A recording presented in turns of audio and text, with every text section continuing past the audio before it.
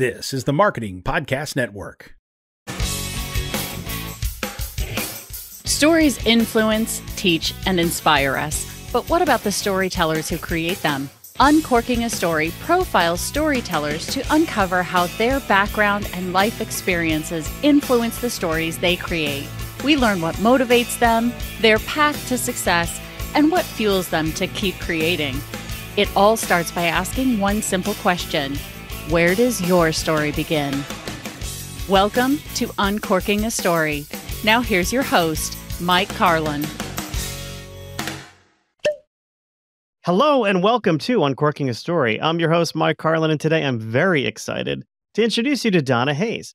Donna is a SAG-AFTRA actress and a cabaret singer who can be found on a stage or in front of a camera, and she's been featured on The Dr. Oz Show, Orange is the New Black, Black Girls Rock, Celebrity Ghost Stories, which is definitely something I want to talk about, as well as in several other New York City off-Broadway and TV productions. She joins me today on Uncorking a Story to discuss her memoir, These Broken Roads, Scammed and Vindicated One Woman Story. Welcome to Uncorking a Story, Donna. Great. Thank you so much, Mike. Thank you so much for having me. I look forward to our chat. Oh, I've been looking forward to this all week. Donna, Great. I always start at the same place with all of my guests, which is, where does your story as an author begin? Okay, so I think my story as an author began in 2016, thereabout. And I've always been a big journaler. I love to journal and get my thoughts down and then look back, a year later and see what my thought process was at that point. But after 2 divorces, ending, and the last marriage was, unfortunately heavily fraught with domestic abuse. I rebooted my life, if you will. And I took 8 years just to self-care. I don't like to say run, but I completed the New York City Marathon in 2014 and, started performing and just taking care of myself. And then the first time I tried to get into a relationship, I was scammed out of all $177,000 in a real estate scam with someone who I was in a relationship with for 18 months. And at that time, I started journaling. I started journaling even more because there was so much swirling around in me. And I had pages and pages and pages of notes that I decided to join a writing class. And I think initially the plan was to write something that exposed him and folks like him. But as I started writing, I noticed that it became less and less about the scam itself and more about me and how I was showing up in my life. And then, within the writing class, I had a really a safe and supportive space to share my story, and people accepted it so much. Also, there was this element of shame, if you will, that I felt at that time. And then I remember one day saying, well, I didn't do anything wrong to be ashamed of. I did. So I started talking, and I met so many other people who had experienced something similar. Because when you think of a romance scam, you think of someone becoming a scam victim, if you will, to someone, this online fraudster who's sitting behind a screen in some faraway land. You've never seen him. You probably never will see him because this person just wants to get your money. And my situation was so unique that I knew him very closely. So I started talking, and then I met other women who have had similar situations. And what was the common thread in these discussions was shame, but I don't want to talk about it. I don't want to talk about it. And I said, you know what? I am going to talk about it. And then I went ahead and started writing the book. And, I had to do a lot of pivoting and changing and shifting because it became more about me, but at the same time telling my story about what happened to me. And that's how it came about. I took a writing class. Wow. So you see, what I really love about this story, I mean, there's a lot not to like about the story, which of course is you being scammed. Yeah. But what I love about the story is you turning to writing as a way to help process this experience. And Cool. even though the intention at first sounds like it was, I want to expose this villain for doing Yes. what he did, Yes. but along the journey, you realize that this isn't a story about him. Yeah. This is really your Story story. about me. It's really the story about me. And, as I started writing, initially the focus was like, okay, I met him in 2016 and we had this wonderful relationship. He practically moved into my apartment and then I was buying this house and he stole all this money. But as I'm writing, my childhood is coming into play, feeling abandoned in Jamaica, coming to the US and feeling bullied and, just feeling I had instilled in me this idea that everyone else was the source of my happiness. And so many things came out that I gave up my power because I was still professionally, I was soaring, right? I had a managing director role on Wall Street. On the surface, it looked great, but I was still this little girl who was struggling. And, as I was writing, all of that just started seeping into the story. And that's how my memoir came to life. Yeah, I mean, writing really is a form of therapy. It's Um, cathartic. It's called it, cathartic experience. For sure. yeah, and it forces you to kind of go through these experiences that you don't necessarily want to go through again, but it helped you find the through line to your life. Yes. You mentioned growing up in Jamaica and feeling abandoned. Can you just share a little bit more about what your early life experiences were like Sure. before? I was raised by my grandmother. I moved to the US when I was 14. But the first 14 years of my life, I just remember pining for my parents. I didn't know who my dad was. I didn't really remember my mom. And as a 5-year-old little girl, I used to literally pray to their pictures every night because in my 5-year-old mind, I didn't know they had met me. And so I would tell them who I am. There's even a letter, an actual picture of the letter in the book that I wrote to my mom at 5, introducing myself. So we were not rich. We had no electricity. We had no indoor plumbing. We had lots of animals. And I remember the farm, like goats and pigs and cows and what have you. But we didn't have much. And during the day before I was of school age, my grandparents, my grandmother and my step-grandfather would go to the market. And I would be left by myself to just roam. I just remember roaming and walking the yard with the dogs and finding lizards and bees and doing all these things. But there was just such a loneliness. And the message that sent to me was that because my 2 sisters were here in the States. And I've always said, why not me? So I that kind of seeped into my life where I felt I had to do extra to feel worthy. And that just followed me. I just always had that feeling of feeling unworthy, feeling lonely, feeling isolated. And then I moved to the States when I was 14. Yeah. What eventually brought you to the States? My mom at 14, decided for whatever reason to bring me to the States when I was 14 years old. Okay. So, I mean, those feelings of abandonment, they're rooted in early childhood experience, but Yes, they do show up in adulthood, don't they? they do. They really do. I mean, our minds are this constant conveyor belts of thoughts, some unpleasant. And, I was always thinking, I kept thinking, what do I have to do extra? And then I moved to the States and I was bullied mercilessly through high school almost every day. I was new to the country. I had this heavy accent, had the worst acne, and I was just terrorized. Then we were immersed in this church where everything was prohibited. So what a normal teenager could do, I couldn't. So from age 14 to 21, couldn't watch television, never been to the movies. Didn't go to my own prom. We couldn't play sports. We couldn't do anything outside of church. So when I finally got married, I actually ran away and got married. I didn't know what to do. I've never dated. I didn't know what to do. I didn't know what to expect. So I was still this little girl, and the people who have predatory tendencies, they can sense that. Yeah. And that is kind of that common thread that followed me throughout. Wow. Well, yeah, that combined with feelings of abandonment, of course, you probably want to, protect that relationship, even if it's not healthy for you. Correct. Yeah. Correct. And the way I would describe it to people, like when I've done talks or even in the book, I felt that I should just settle for maybe a slice, but I'll settle for crumbs. I wasn't entitled or wasn't worthy of the full loaf, if you will. Yeah. And so I just showed up in my life in a very diminished way.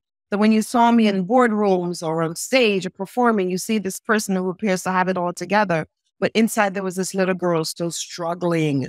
And then when I met this guy, he was a predator and he picked up on that and he just groomed me for 18 months until I had to now do the work and go into therapy and find my way back. Yeah, because you're playing a character in your own life. Yeah. This person in the Exactly. boardroom, this person So on good. stage. Yeah. That's so Yeah. good. And so that, that is really kind of what happened. And it is so interesting when you think back about your life and what you've been through and how you've lived your life, even from a child throughout. And sometimes you're not even aware of how certain traumas, how you're connecting traumas to choices. And I think if it, my main message here is, learning how to connect traumas to choices. I mean, as I said, although the impetus for writing the book was being scammed, the main message here is that I think had I had this loving relationship with my parents where I felt worthy and where I felt loved, maybe I wouldn't feel the need to kind of run away and get married to find, as I said, crumbs of love, if you will. So just writing this whole book was just a wonderful experience. Not what I thought it would be. I thought, okay, I'm just going to write a book and tell the story. But it was very cathartic, and it was very freeing. Yeah. So when you started writing it, and again, I know the intention was different than what the outcome actually Yeah. was. Yeah. You mentioned a writing class or a writing group. I'm just Yeah. curious, how important was that for you going through the writing process? When I first took the class, it was a mix of uncertainty. I was very curious. I didn't really know what to expect, but I wanted to try it. And I entered this class and I met all these other individuals from all walks of life. And we all have a story, right? We all have a story. And it was just so interesting because what we would do, we would submit a chapter each week. And then when it was our turn to be reviewed, we'd go into like an invisible booth, if you will. So people would go around and talk about our work, but you weren't allowed to speak because you were in this invisible booth. So I would just sit and observe and listen to what people had to say. And it was such a supportive and safe space. And the critiques and the feedback, very, very, very important. But what was helpful for me was to see how my story resonated with others and others within that class. Some people may have had abusive situations, or some people may have had this sense of abandonment, or other stories, and how that my story resonated with them. They were like, you have to tell your story. And that within itself was just so encouraging. At the end of each class, at the end of each session, when it was 8 weeks or 12 weeks, whatever it was, our instructor would have us write on these colorful cards to each other, write notes to each other. And, people wrote notes to me saying how much my story inspired. And I still have those little cards. When I was writing this book, I had them all around me. And, saying, I hope that your work is published so that your grace, humanity, strength, and wisdom can help others.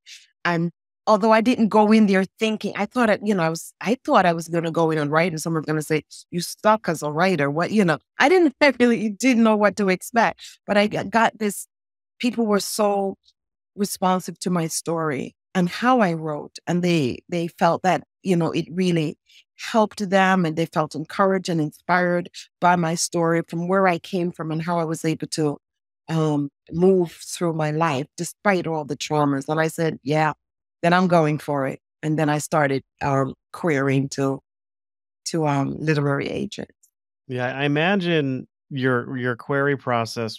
And I'm gonna make an assumption here, Mhm. but because your story is so powerful, I imagine it got picked up pretty quickly. No. See, this is why I should never assume anything. Oh, no, because I started querying, and as part of the writing class, we were taught how to query, how to put together book proposals and things of that nature. And I would send out my query letters. Some wanted the full manuscript, some wanted just chapters. And they would come back so close. They would say, yeah, this is really good. Let me come back to you. Or we have something like that already in our arsenal. And I'm like, probably not, but okay. And, went on and on and on and on. And at one point I decided, I'm just going to self-publish. I says, you know what? I want my book. I'm just going to self-publish. And as I'm going through that process, someone mentioned the publisher that I now use that signed me on, Sibylline Press, and they only publish the works of women authors over 50. And I'm 61. And I was like, yes. And they, I started speaking with them, and they really honored my story, and it's just been an amazing experience. So no, it was a challenge for a good year and a half where I thought, a publisher wouldn't pick me up. Yeah, wow. So there, so it's right before I joined this interview. I was finishing up a query letter that I was Okay. something new right now. Mhm.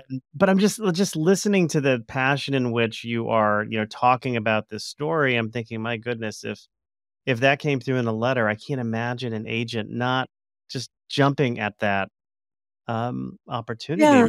We would come really close, and I expected it to be competitive and challenging, but after, and then I would write essays. I would just chip out and I would submit essays, and I would try to draw a parallel to kind of what was going on, because you had the Tindler Swindler and you had all these other scam stories, and everyone responded.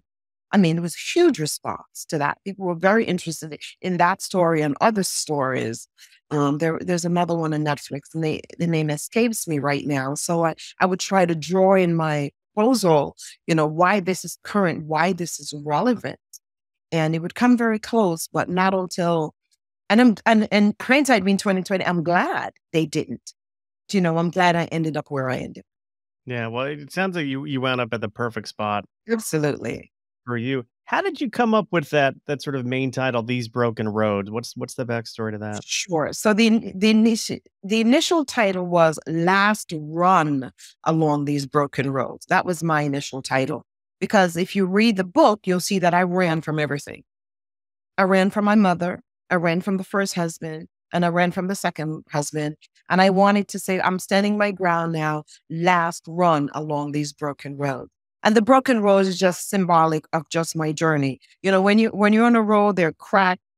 You may fall, you may stumble, but you get back up. So I wanted to kind of show just that movement through my life.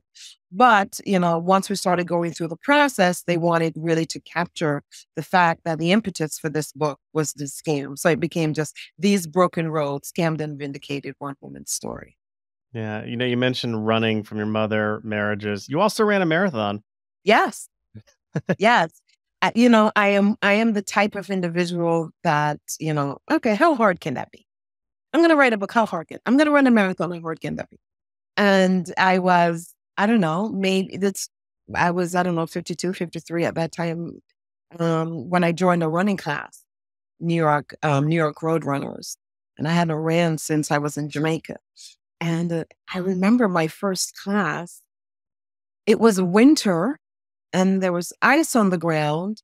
And I'm like, so are we still running? This is, yes, as runners, and no matter what the weather is, we're going to run. And we were in Central Park, and I was really looking for an exit. Like, how do I get out of here? There's no way I'm running on ice. But I couldn't find the exit because I'm directionally challenged. So I stayed, and I'm really glad. And completing the marathon was it was daunting. It was in 2014. It was very, very cold. Started on this, of course, on the Verrazano Bridge. and we were trying to go straight, and the wind was blowing us in a different direction. It took me almost 6.5 hours to complete it. I always tell the joke when I do my cabaret shows that the very fast African runners, when I crossed the finish line, they were back in Africa. That's just my joke that I like to say. They're back in Africa having their meal. But it was because I didn't think I could do that. 26.2 miles is really tough. But I met so many other people, formed a community of runners, and it's just one thing for me to say, yeah, I did it. And can I just tell you, while we were running, we were in Harlem, and it was dark by now because, we're the scabs. Everybody else is home. We're just, And there was this woman standing in the shadows, and I'm in the back. And as I'm getting closer, everyone that would run past us, she would say, thank you, thank you. And I thought that was just an odd thing to say. And so when I got close to her, I says, you're welcome, but what are you thanking everyone for? She was a big woman. She said, for inspiring me. I'm going to do the, So that was just such a beautiful experience. And just to run across the finish line and for someone to hand me a medal and say, you just completed a marathon. That was during my rebooting time when I was saying, okay, I'm going to take care of myself. But of course, I need to draw a parallel here because you joined a community to help, you get through this run, to train for this run, if you will. Yes. You join a community to help you write this book. Correct. And there are parallels between running a marathon and writing a book, because to run a marathon, you can't just go and run a marathon. You've got to train for it. Yep. You've got to chip away at that goal every single day to write a book. You've got to chip away at that goal every single day. Do you ever draw that comparison between? I did. And in the book, I talk about kind of running the marathon. Yeah, I think I do draw parallels because initially they both seemed incredibly daunting. Is this something that I can do? And there were good days where I had great runs when I did long ones, and there were days where like, what are you doing? And it was very similar with writing the book.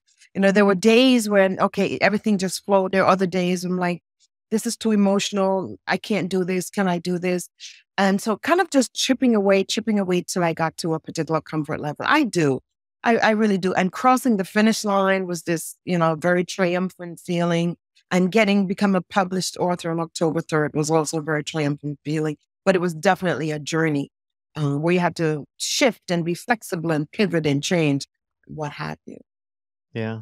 I love that sort of the running as a metaphor for writing a book. I think that there's so much overlap there. As I listened to you tell your story, and I of course read your accomplishments in our intro, I think so oftentimes we see people who are successful, and sometimes we resent them for it, and sometimes we question, well, what do they, celebrities, what do they have to complain about? But the fact of the matter is, we can't see what's on the inside of somebody, and we can't see the struggle that they've had. And, one of the other outcomes, I think, of your story, for me personally anyway, is just as a reminder that you don't know what somebody's been through. Correct. And to always treat people with sort of kindness and some kind of empathy. I wholeheartedly agree with you, because keep in mind, we all wear a mask. Every single one of us, whether it's our clothing, our makeup, our house, our car, we all wear a mask, and we want to project this image that we think we should project based on societal expectations or family expectations, what have you. But if we just strip away at all the layers, we're all just little boys and girls trying to find our way through this life. And I believe I treat the doorman, I treat the delivery person, I don't care who it is. We're all human beings on this journey trying to find our way. And anyone will tell you that when I left my last place of employment, the security guards all pulled me to the side. You're the one person that always made us feel seen. Because I would come in, I'd make a big to-do. How are you? How was your weekend? How's the family? Because I think no matter what your station is in life, we're all just human beings, little boys and girls trying to find our way. I cannot call it little boys and girls in big people clothing, trying to find out. Yeah. Oh, God, that's beautiful. That's beautiful. Yeah. Well, Donna, where can people buy these Broken Roads? These Broken Roads available wherever books are sold: Amazon, Walmart, Barnes and Noble, Target, wherever. It's available all over the place. Very good. Yeah. Just realized that there's one thing I need to ask you about, which is celebrity ghost stories. Because I can't let that go.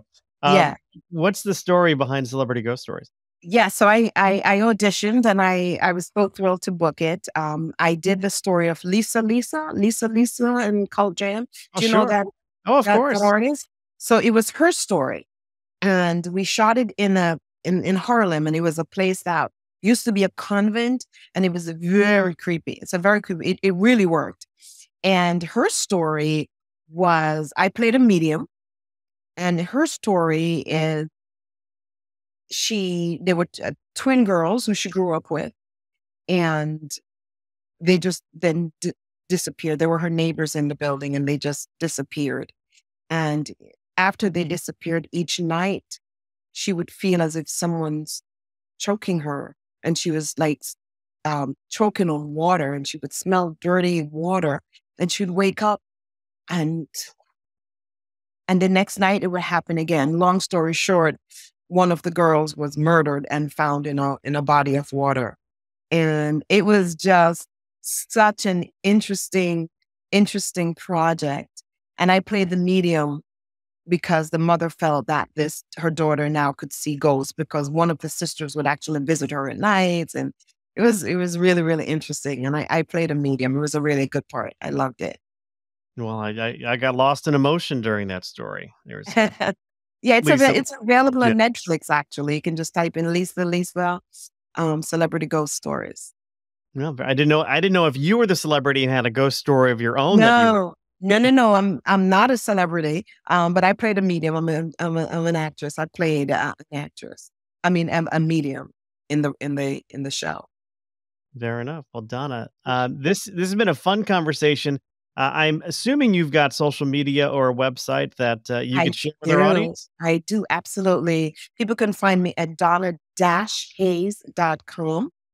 That is my website. And I may also add that after this incident, this happened to me, I started a life coaching practice. So I'm also a certified life coach through ICF, and that's distinguishedcoaching.com. And I'm on Instagram. I am Donna_Hayes, or Donna Hayes on Facebook, and LinkedIn, Donna Hayes. I'm still trying to find my way through the TikToks and the other stuff. You and me both. I'm trying. It's so much. It's like, wow. Yeah. So I'm definitely, they can find me on social media. Very good. I will put all of those links in our show notes so people can easily find you. Donna, thank you so much for stopping by Uncorking a Story and letting me uncork yours. Thank you so much. It was a pleasure. Thanks for having me.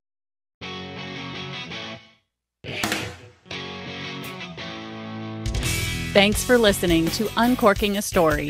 If you'd like more information about today's guest or to find out more about Mike, go to uncorkingastory.com.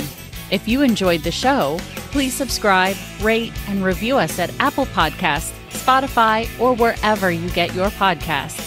Tune in every week to hear Mike Carlin uncork a new story.